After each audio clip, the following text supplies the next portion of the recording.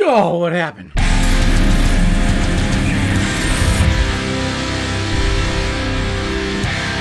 Immortals!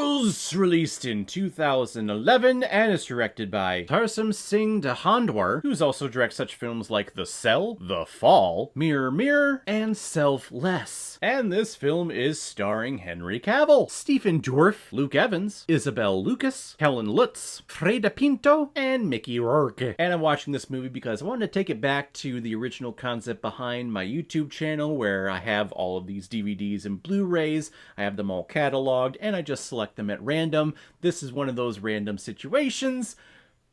My God, I wish I would not have. In the time before men, there were two types of entities in the world. You had gods and you had titans. And the gods had successfully imprisoned the titans, hopefully to never be imprisoned again. Well, here we are thousands of years later, and the genocidal king Hyperion is looking to release the titans. And the only one who can stop him is a young peasant strapping muscular boy by the name of Theseus, who's gonna go look for a magical bow that is the only thing that can break the gate in order for Hyperion to get to the Titans' imprisonment thing for them to take over the world. So Theseus is the only one who can save the day. Or as I've coined on this show, he is the one man who can do the thing to stop the thing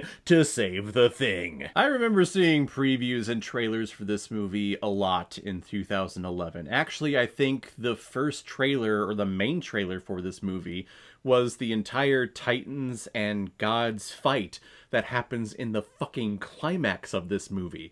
That was the whole trailer. Like, it was the entire fight, or almost the entire fight. And watching the fight, I thought it looked freaking cool. It had the whole fast and then slow motion, then fast again technique that we saw in 300 with Zack Snyder. And this is just one of those sword and sandals movies that was trying to capitalize on the popularity of that style in the movie 300. Sadly, though, what we got is a movie that, I mean, doesn't make you care about any of this. Anything that's happening, it doesn't make you care about any of these characters. Theseus is an angry young man who is a peasant, and the soldiers of that time don't like peasants, and Hyperion has this army, you see, and they're gonna take over the world with the Titans because they're angry. They're angry at the gods, who may or may not exist, according to everyone in the world. But because something bad happened to Hyperion, I believe it was his family, and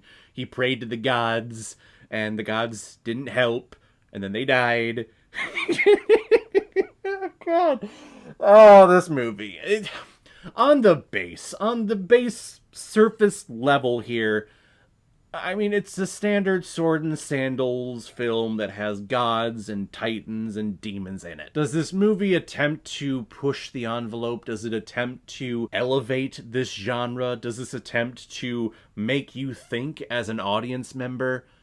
No. No, it does not. Theseus is the guy because Zeus, likes him, and probably likes him because he has all of these Superman-y muscles.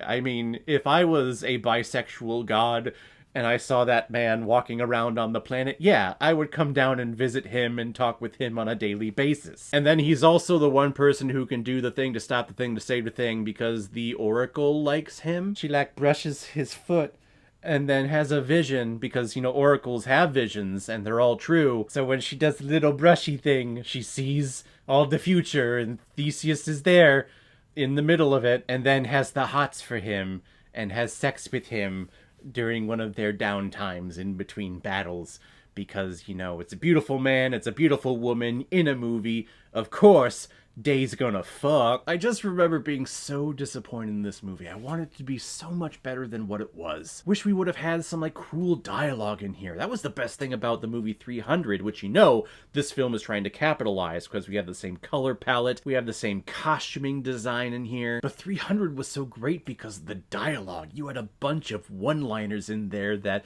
you could use in your daily life when you go into work and someone pisses you off and just, yell out, "This is Sparta!" then kick your boss in the gut. This movie doesn't have that. In fact, it doesn't have anything memorable about it. I think I've seen this movie maybe 2 or 3 times since it's been released, and after every single time, give it like a day or two, and I just don't remember anything that happens in it. If somehow this movie comes up in my brain or comes up like on my computer screen a year from now, I'm gonna look at the poster and I'm gonna say, I don't remember a single goddamn thing about that movie. Other than remembering my review of it on my YouTube channel, where I said the words, "Days gonna fuck." Immortals. It takes itself way too serious, and it has no fun with itself, to the point where you as an audience member don't have any fun watching this movie. You end up not caring about a single goddamn thing. Even the missions and the motivation behind what our characters do in here, I'm not getting behind, because it's such cliche bullshit that I'm completely sick of. I'm going to give Immortals 1 out of 5 Blu-rays.